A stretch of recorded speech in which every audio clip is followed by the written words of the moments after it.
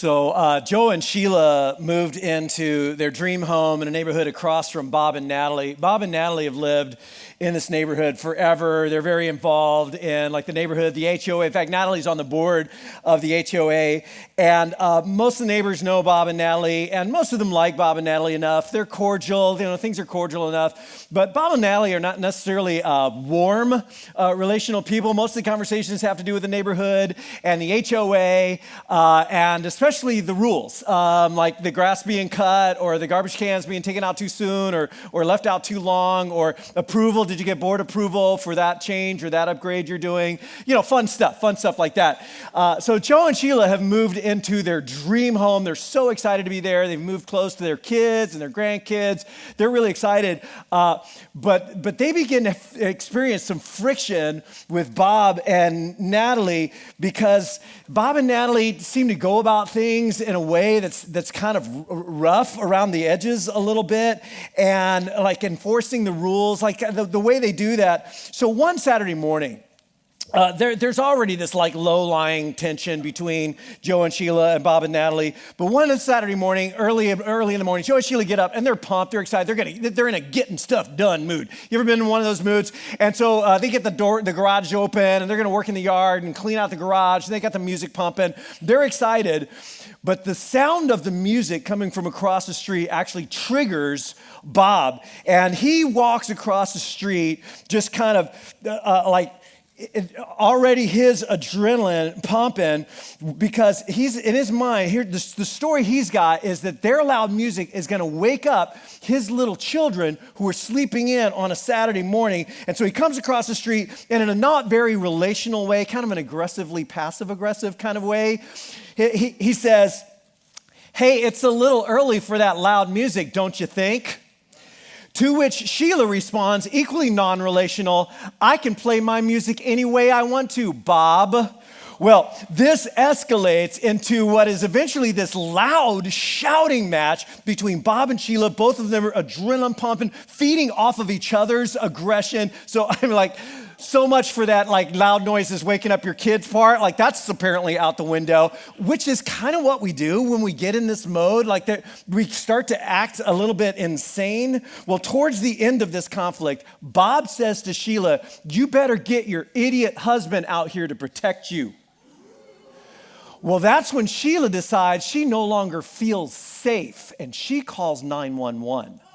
Well, Joe comes out, and things don't get any better or any more peaceful quickly. And later that day, both couples begin maneuvering against each other. Bob and Natalie began working the street to convince all of the neighbors that Joe and Sheila might be dangerous, because after all, Joe is retired military and he might have PTSD, and maybe they're not safe in this neighborhood. Meanwhile, Joe and Sheila are researching city ordinances on acceptable decibel levels of music at various times during the day, and a campaign of maneuvering against each other begins, attempting to make the other couple lose, attempting to make, maybe, who knows what losing even looks like in this scenario. I don't think it's well thought through, but maybe make them miserable enough to cease and desist, to back down, to admit they're wrong, or maybe, better yet, actually move. Meanwhile, the rest of the neighbors are wishing both of these couples would move, and why can't they just get along? Well, last week we began this new series called Enemy Mode. It's a series about a brain state. So it's physiological. It's a physiological thing that results in a kind of disconnect or kind of detachment, a kind of unhuman disconnect where the right side of my brain goes offline. Now, contrary to the common brain mythology, where the differences between the right brain and the left brain, the differences are actually not that the right brain is artistic and creative and the left brain is stodgy and engineering and mathematical and analytical and so forth. That's actually not true at all, though the myth persists. It's almost the only thing you see online. In actuality, the right brain is responsible for relational attachments, the assessment of my environment, my surroundings. Is it safe? Is it scary? Are things good? Are things bad? Setting my emotional tone, regulating my emotions, self-soothing, self-quieting, my attunement to others, my ability to read the room, read the relationship, read the moment, the person, group identity. who are we? Who's my tribe? And how do we behave? What's our identity? And who am I? And how do I behave? All of that is happening in the right brain, most of which is not conscious at all, not actually thought or verbalized in any way in the brain, whereas the left brain is actually where the conscious thought happens. So if you ever thought that, well, your brain is full of your conscious thoughts, it's actually only half true. That's only half true. The left brain is where conscious thought and speech and words and strategies and problem solving and logic and the stories that we tell, especially ourselves. The left brain is sometimes called the verbal logical explainer. It's the one that's telling myself a story about all of this other stuff that I'm experiencing. Now, everything that enters my brain through my five senses passes first through the lower brain and a series of lower brain parts, then up from the back to front of the right side of the brain, and then somewhere in front of my eyeballs, it crosses from the right side to the left, or behind my eyeballs, I should say, from right to left, and then front to back again, kind of like walking aisles in the grocery store. Everything that I ever experience follows this path, through the bottom, out through the right, across, and then back through the left. Which means, here's part of what that means. I experience everything pre-consciously before I ever put words on it or start to tell myself a story about what it means. Enemy mode is a brain state where the right side of the brain, the part of my brain that governs my relationships, that my relational life and my character, who I instinctively am and how I instinctively behave, the part of my brain that processes attachment and connection and joy, that sets my emotional tone, that regulates my mood and emotion and my attunement to others and my ability to respond well and appropriate to them. The right side of my brain, for any number of reasons, and there are a lot of reasons that it could happen, just kind of goes offline. It's just like disengaged, resulting in a kind of relational blindness, or it's a kind of relational detachment, or maybe even a relational out of tunement, like dissonance.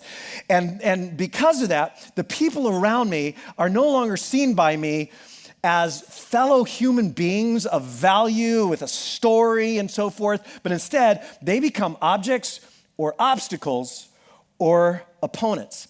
And at best, in enemy mode, I'm just trying to get stuff done. I'm focused, I'm stressed, I'm anxious. I'm just trying to get stuff done. And people are either a means to helping me get that stuff done, or they're in my way and impeding me from getting that stuff done. And they're not helping me at all. At best, it's just me trying to get stuff done and not really caring too much about the people around me. At worst, enemy mode becomes very destructive. I can begin to behave hurtfully, even viciously, and destroy relationships and reputations and people and neighborhoods and countries. I can begin to destroy the things around me. And as our HOA story illustrates, there are actually different levels or different types of enemy mode. The first type of enemy mode is just simple enemy mode. Simple enemy mode is just basic relational or human blindness, where it's generally unconscious. I'm not intentional about it. I'm just kind of going about my business with the relational side of my brain, not really engaging with the human beings that are around me, not really seeing them as fellow human beings with value and with a story to be cared about, but instead I'm just kind of going through my day, right? Maybe I'm grumpy. Maybe I'm just kind of grumpy, I'm in a bad mood, something kind of set me off, or I'm just tending to notice everything that's wrong and everything that's messed up and everything that's bad. I'm annoyed, or maybe I'm stressed out about something that needs to get done, and I'm just focused. I'm just focused right now. Don't interrupt me. And I know the people around me, theoretically, the people driving around me and shopping around me and working around me and living around me, I know, like, they're not my problem, so to speak. I'm not conscious necessarily in simple enemy mode of them being my enemies. They're just there. They're just objects, maybe a means to an end, a transaction. It's just the cashier, it's just the barista, it's just this person standing in the grocery line next to me, in front of me, behind me. Or worse than objects, they're obstacles. An obstacle is an object that's getting in my way. Now it's in my way, and I need to get over it or get past it or get through it. And I'm like frustrated. I'm just annoyed. I'm becoming impatient, all of which, by the way, are emotional signals that I'm actually in enemy mode. And in our HOA story, both couples in the story are in simple enemy mode before anything even happens. In fact, I can just be in ongoing simple enemy mode towards particular individuals for a variety of reasons where I'm just not inclined to give them grace. I'm not inclined to give them much margin for error. I'm just annoyed before the conversation even starts. And they're already in simple enemy mode before anything even happens. And the truth is, I can actually spend chunks of my day in simple enemy mode. In fact, I look back through my life and I realized that there were seasons of my life where I almost spent like my entire life in simple enemy mode. Growing up the way I did, I discovered some of this, what now I know as simple enemy mode, as a type of body armor that I just wore through my life everywhere I went, all day long, every day. And research now shows that our modern, very disconnected, very detached, very transient, highly mobile, and highly individualistic society makes simple enemy mode almost natural, almost necessary for survival, this kind of detachment from all of these strangers all around us. Necessary for survival, maybe, but it's not human. It's not a way to actually be human. And at best, that's all enemy mode is. It's this simple enemy mode, and that's bad enough. That's bad enough relationally, especially when it's the people who are closest to me, who theoretically matter to me. But if I'm already in simple enemy mode, it makes the next two stages much more likely. Stage 2, or the second type of enemy mode, is stupid enemy mode, which is kind of self-explanatory. I mean, the name kind of says what it is. And this is what happens when this cocktail of stress hormones gets triggered and dumped into my bloodstream, often on top of me already being kind of detached and in simple enemy mode, where the amygdala at the base of my brain senses that something's kind of threatening, or there's a threat to my person or to my honor, to my dignity, to my status, to my rights. And there's this fight, flight, or freeze instinct that dumps this cocktail of hormones into my bloodstream that results in the brain circuitry, particularly the right brain, getting overloaded. It's like when you have too many things plugged in your kitchen, and then somebody turns on the microwave and everything goes out, and then what do you have to do? You have to go out to the breaker box and like flip it back on and start turning. It's like that type of thing happening in your brain instantaneously, where the higher brain functions actually shut down. The higher brain functions, which, by the way, you do not need if you're running from a bear. But you do need if you're resolving a conflict with your neighbor across the street. It's where you're able to hold things in tension, have a wider bandwidth for like data and processing, problem solving, and it's where your filters are located. And when that gets shut down, you and I get stupid. We lack what would normally be something like, I shouldn't say this or be reacting this way. And I say and do things that are not sane. In fact, things that I know I will often regret or work overtime to justify so that I don't feel like I have to regret them. I become kind of destructive. I become hurtful really to my own character and my own self, and certainly to the well-being of the people around me. I am not my best self. I'm literally not in my right mind. Stupid enemy mode is simple enemy mode turned hot, escalated with emotion, and it can happen in an instant. It happened in our HOA story. Bob and Sheila go to this like in a flash, in a nanosecond. The way your brain is created, you're actually wired to respond to the emotional environment around you that you find yourself in. It's why laughter is so contagious. Just hearing it or being around other people who are laughing, your brain responds to that, changes your body into and so laughter is contagious, joy is contagious, but so are other emotions. Fear is contagious, panic is contagious, and aggression is very, very, very contagious. It is almost impossible to be around someone who's in stupid enemy mode and not have that trigger your body physically in response to that adrenaline preparing you for aggression. I don't know if you've ever been around someone who got in a fight and it wasn't at you and you weren't in danger of being in the fight or in a screaming match with somebody else, like maybe the person in line in front of you in the grocery store starts getting into it with the cashier. Have you ever noticed what happens in your body in that instant? You tense up, your heart rate increases, your eyes dilate, your body redirects blood flow to your extremities, and adrenaline gets dumped into your bloodstream, and it happens in a nanosecond, but it takes a long time to dissipate and get out of your blood system. You're created to respond to an emotional environment like that. And that's exactly what happened to Bob and Sheila as they escalate with one another's aggression. The brain is like a natural amplifier, taking in signals and turning them up and bringing them back out. And that's what happened to them. And by the way, it happens to us. It happens to all of us. Enemy mode is contagious. Every type of enemy mode is contagious. Your brain reads and responds to what's happening around it without you even being conscious in your left brain that it's happening. But feeling threatened and sensing aggression isn't the only trigger for stupid enemy mode. It's not just overloaded brain circuitry, but it's also sometimes diminished capacity, like too much alcohol, or not enough sleep, or low blood sugar. Anybody ever do or say something kind of stupid or hurtful after drinking too much? Don't raise your hand. Being overly tired, yeah. Not eating for a long time, like that Snickers commercial, you're not yourself when you're hungry, right? Stubbing your toe, hello. Getting frightened, just anything that immediately overloads that brain circuitry. Simple enemy mode. And then stupid enemy mode, which is enemy mode turned hot. But then there's enemy mode that goes cold, that turns cold. And this is what happened to our HOA couples.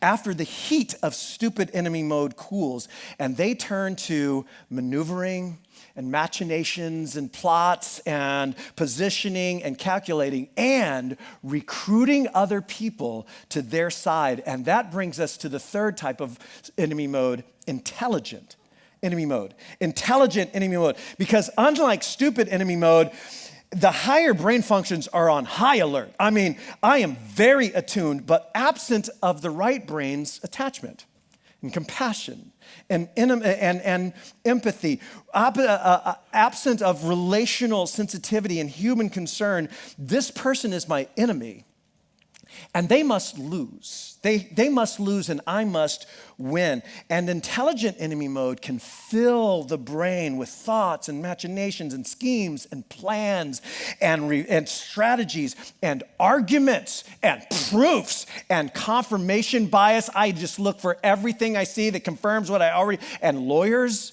and legal loopholes and hired guns and deceptions and fake friendships, all designed to get the other person to lose so that I don't lose. My relational sense in intelligent enemy mode, my relational sense is my ability to listen, to pick up little cues, to notice little things. It is on high alert, but only because I'm looking for what I can use against you. Only because I'm looking for what I can use to hurt you or defeat you. And stupid enemy mode, it burns out quickly. It's like a flash in a pan, but intelligent enemy mode can last for years. It can last for a lifetime. It can turn to hate and bitterness. It becomes indifferent to the pain, sometimes the horrible, horrible pain of other people. It can be caught from others. It can be taught to others. It can be passed from generation to generation, like racism and sexism and ethnic hate and class warfare. And as it did to those HOA couples, it often seeks to side with others and recruit others to our side. But intelligent enemy mode is equally at home in the family room and in the boardroom and in the workplace and in the school and in sales and predatory kinds of relationships, and in a marriage, and in divorce, and in religion, and in the news media. It is everywhere we look. Predatory types of relationships. It's us versus them. It feeds on fear. It always feeds on fear. They must lose, and you have to lose, like somebody has to lose. Even if I burn my own house down to make you lose, I will make you lose. And the key really to maintaining intelligent enemy mode is the absence of empathy. It's the absence of empathy. I need to not feel the pain of the other person or care about the story of the other person. I might be actually very attuned to their pain. I might be on high alert to their pain. I might even be using their pain and certain triggers that I know will cause pain and things that I know will hurt you and memories, and I bring that up and I rub that in again in order to cause you pain. But it's very important that I don't feel that pain myself, that I don't allow myself to actually care about the hurt that I'm causing in you or in others. Enemy mode. It's everywhere. It's everywhere all the time. We are all prone to it. We are all affected by it. The more you understand it, the more you will see it. And the consequences of enemy mode across the human spectrum are devastating, painful, and very, very expensive. So last weekend, on Easter weekend, we began, maybe surprisingly so, saying that enemy mode is actually what Easter is all about. That God looked down on this world that was so dissonant, so detached, so disconnected, so divided, so at odds, so against one another and against him, really. A world where human beings who were created in the image of God with incredible value and esteem so often treat each other as objects, or worse, as obstacles, or even worse than that, as opponents. And God, who we said last week, who runs on love, God who runs on love, who runs on attachment and connection and oneness, that deep level of connection and unity, God who loves and runs on love decided that he was going to do something about it. And the word we used last week was this word right here, reconcile. Reconcile, which means to refriend. To refriend, to reattach, to reconnect, that there were people who were at odds. There were sides of a ledger that were at odds. There were things that were at odds, and they're brought back into alignment, brought back into agreement. That is actually what God was doing that first Easter weekend. But to understand why this was, and still is, such a big deal, and why it was such a big deal to this guy named Paul, who we introduced you to last week, why it just blew his mind that this is what God was doing. To understand why it's such a big deal, we actually have to go back to the beginning of the story. The beginning of the story of human beings, a story that began in Paul's mind, in Paul's worldview, a story that began in the beginning with a creator God who made human beings in his image, in his own likeness, to be like him, to be relationally attached, to be one with him and one with each other. And as part of the opening scenes of pages of Hebrew scripture, day 6 of the story is kind of just exploding off the page in the opening scene. It's like these massively broad strokes, like sky and, land and stars and fish, and things are just happening at this rapid rate. And then at the climax of the story, on day 6, the whole thing comes to a halt. And there's this divine conversation. God stops creating for a moment and says, let us make human beings. Let us make mankind in our image. Nothing else has been made in his image, in our likeness, so that they may rule over the fish of the sea, the birds of the sky, over the livestock, all the wild animals, over all the creatures that move along the ground.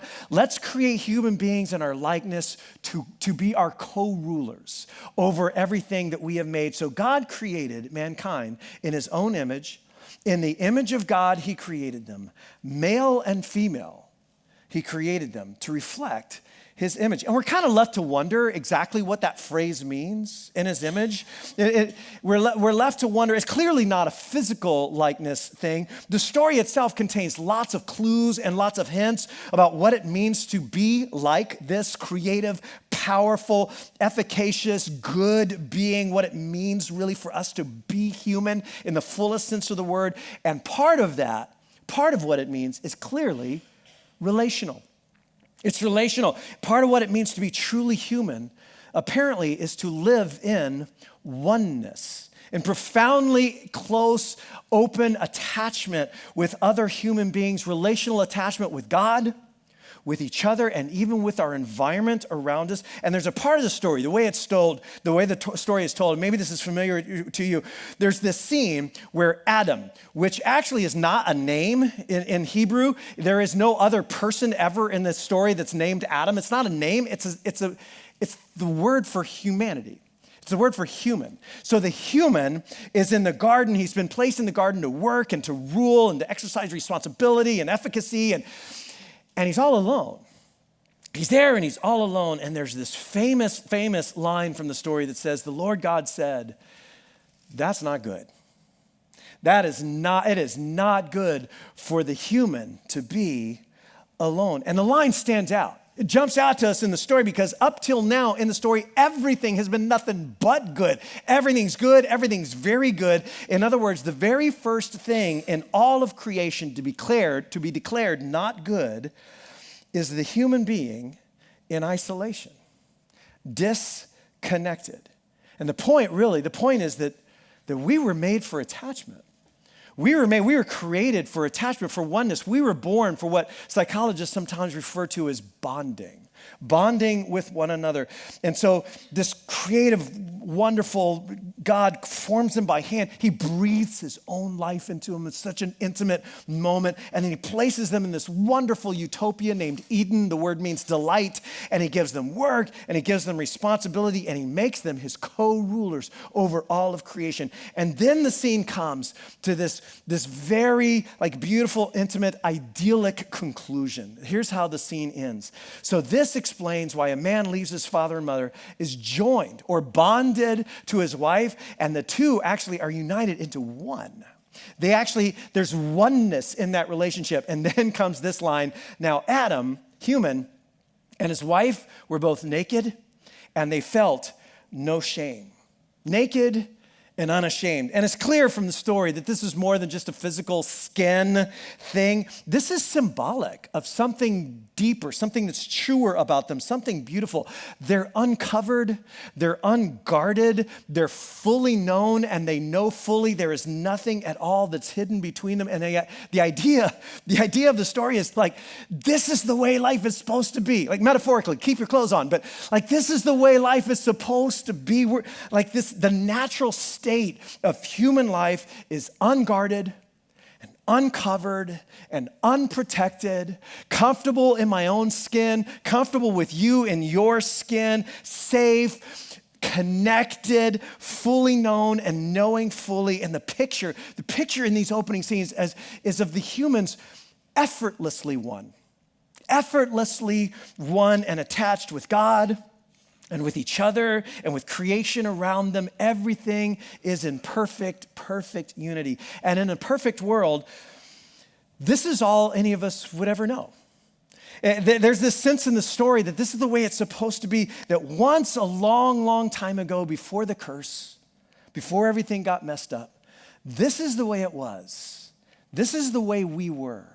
And maybe, just maybe, this is the way we someday will be again. And in a perfect world, this is all that you and I would ever experience. We were born for this. We were made for attachment, for bonding with one another. In fact, child development experts tell us that we begin to learn how to do this the moment we're born.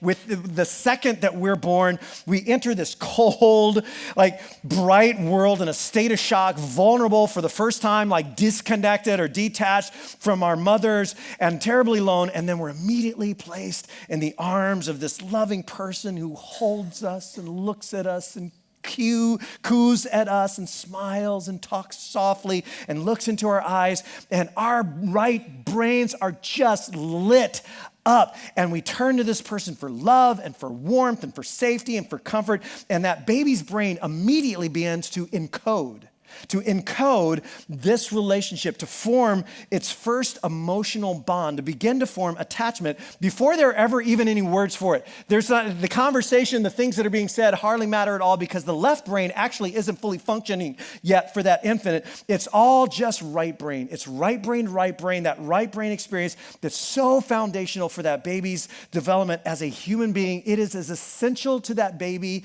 as food and warmth and oxygen. And if you ever want to get a tangible sense for this experience of attachment and how it affects an infant, how an infant responds to attachment versus detachment, go on YouTube and search for the still face experiment with Dr. Edward Tronick. You can just write that down somewhere. Go on YouTube. There are a few versions of it. There's a version that's just a few minutes.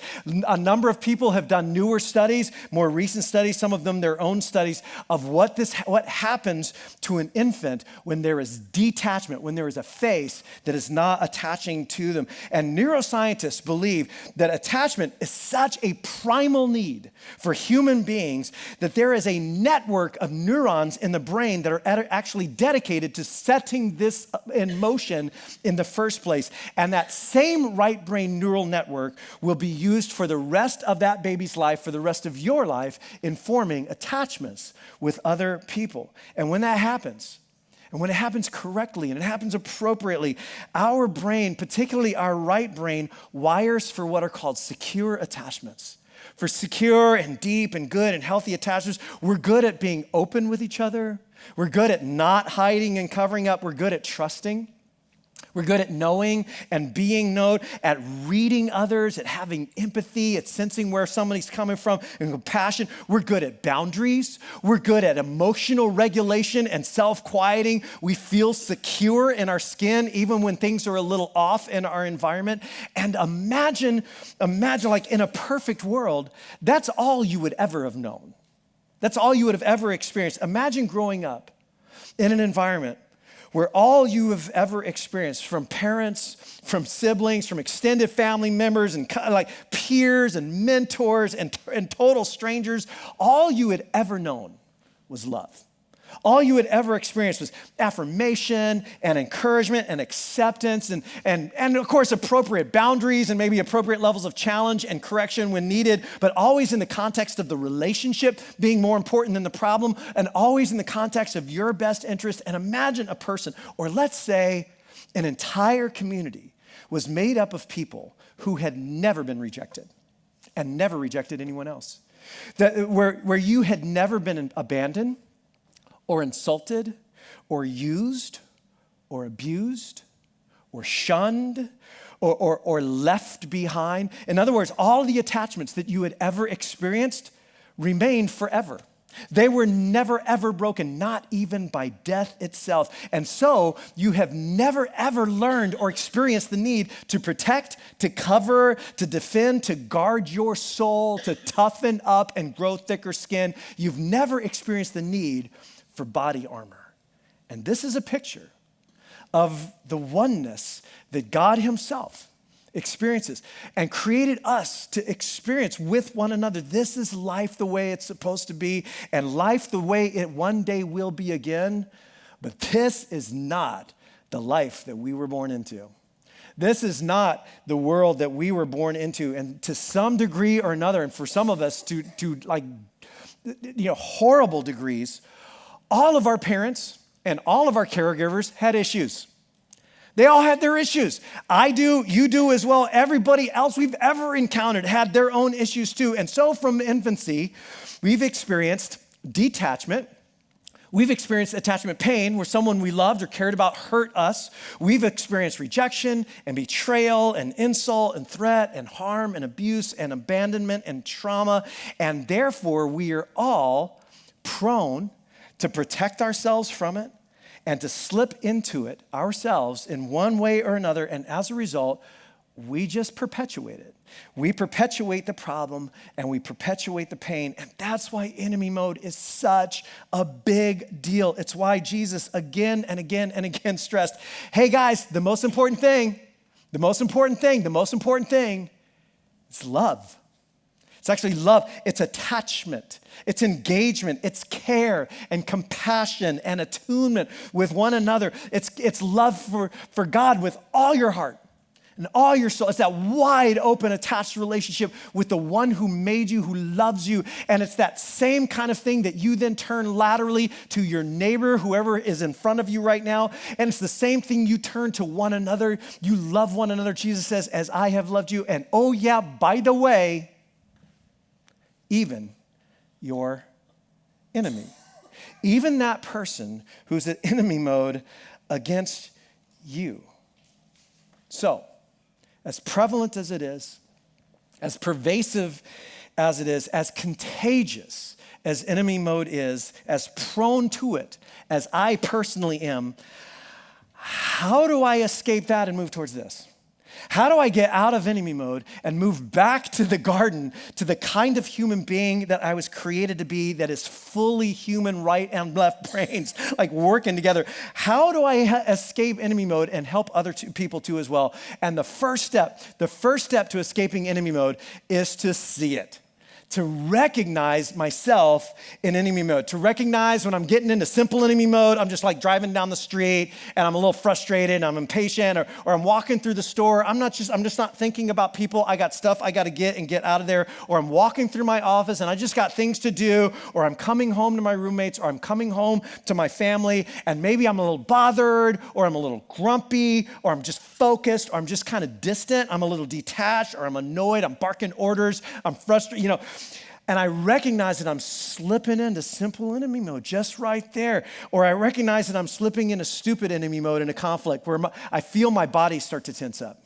And I feel that adrenaline start to flow, and my filters are gonna turn off. I mean, that's about to happen, and I sense that heating up in me that I'm slipping into stupid enemy mode, or I'm slipping into intelligent enemy mode in an argument. I'm starting to use things that people say against them. Instead of pursuing truth and the accurate view, like a solution that's mutually beneficial, I'm just trying to get you to lose. I'm just trying to defeat you. I'm starting to use things that I notice against you, or these grievances I'm carrying around with me. I notice my own bitterness or my own resentment I'm ruminating on, or I'm plotting and a response to something that somebody else did.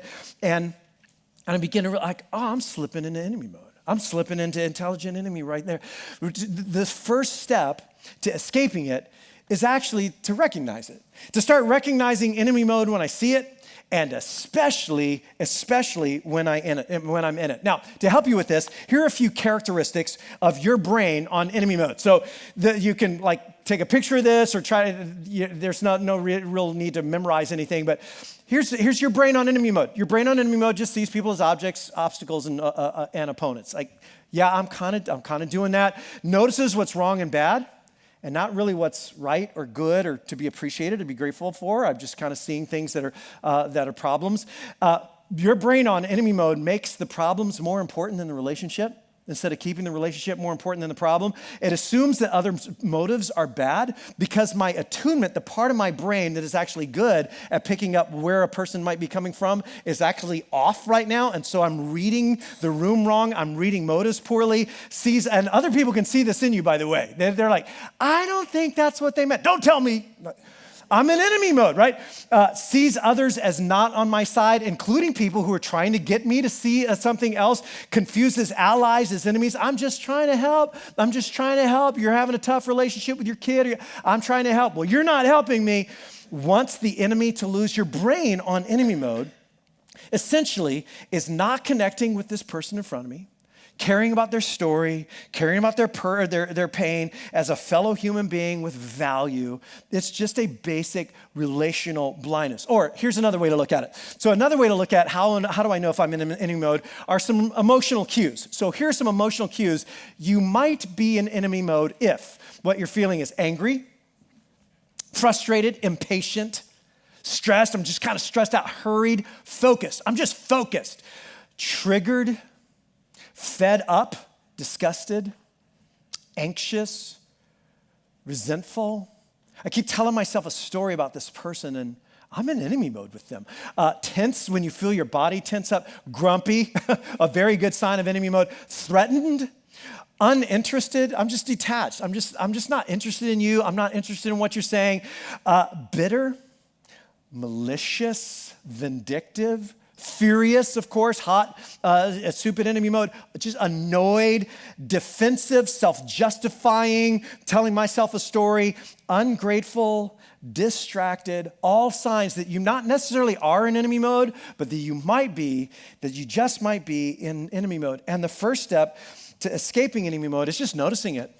Just starting to notice it, just recognizing it as it happens. So this week, your homework this week is to simply notice it. Just recognize it. You don't have to do anything about it. You don't have to tell anybody else or be honest about it. Your first step is just through this week, just start to notice it. Just start to recognize when you see it in other people. Don't tell you are not well trained enough to tell anybody else they're in enemy mode. So don't do that. Don't try that. You're just noticing it. You're like, oh, they're in enemy mode right now. Oh, I'm in enemy mode. Just noticing it, noticing when you see it, and especially when you're in it. Rather than telling yourself a story to justify it and how you're not in enemy mode, just kind of admit it to yourself, not necessarily to anybody else. You don't have to be honest with anybody else, but just be honest with yourself. I think I'm in enemy mode right now. Now, of course, recognizing enemy mode is essential to escaping it and to help other people escape it and to learning how to live whole-brained, like fully human lives, my best self. Recognizing it is essential, but it's only the first step. This is the first step. So it's like, okay, so I'm in enemy mode. Now what? Maybe I like it. Maybe I like it. Maybe I feel like I should be in enemy mode. Or maybe I don't like it. Maybe I don't like it at all. It feels terrible, but I'm stuck. Okay, so I see that I'm in enemy mode. The real question is, what do I do about that? Like, how can I escape enemy mode? That's the question, isn't it? I mean, that's the real question. And the answer is simply this. Come back next week for part 3 of the series. That is where we'll pick it up next week with this story that Jesus tells that is so incredibly good. And of course, we're having this pizza party after the Saturday 5. We're doing the barbecue after both Sunday services. Bring some canned goods or some dried goods if you want to for our next door neighbors. Our new t-shirt goes on sale. It's going to be a great weekend as our series continues. Now, in a moment, I want to pray for us. I want to pray over you before we go. Before we do that, I just want to remind you about that Connect card that Lyle was telling you about before. We'd love to get that from you on your way out. Our guest services teams will have that at the door and love to hear from you. By the way, if you're our guest, thank you so much for spending part of a weekend with us. We'd love to get to know you better. If you feel comfortable just as much about yourself as you feel comfortable sharing, drop that in those offering baskets on the way out. And of course, you can drop your offering envelopes. If you're part of the Terra Nova family, if you're a guest, we don't want you to feel any pressure to give. You just need to know you're sitting in a room full of some of the most generous people in Orange County because we believe that generosity changes the world. The generosity actually flips the switch on enemy mode, and it really does. And so you can do all of that on your way out. But let me pray for us before we leave. Heavenly Father, I just want to thank you for loving us at our worst, for loving us so much, in fact, loving this whole messed up world so much that you would break the ice, that you would come all the way to us in order to refriend and reconcile and restore attachment and relationship with you. So we want to open ourselves up to that, to the possibility of that kind of closeness with you, and also to your power and your grace that really can change us and transform us from the inside out to fashion us into the people that you created us to be. We're going to lean into that. We're going to trust that's true. We're going to ask you for that grace and power. And I pray for every single one of us as we head into this week, myself definitely included, that you would give us the self-awareness, the eyes to see ourselves, to sense ourselves as we are detaching and slipping into enemy mode. I pray that you give every single one of us just the ears to hear what we needed to hear today, the wisdom to know how to apply it and bring it into our lives, and the grace and the power to take our next steps. And I pray that in Jesus' name. Amen. Well, hey, God bless you guys. Thank you so much for being here tonight. We will see you back next weekend for the birthday party and part 3 of our series, Enemy Mode. Have a fantastic rest of your weekend. Thanks for being here.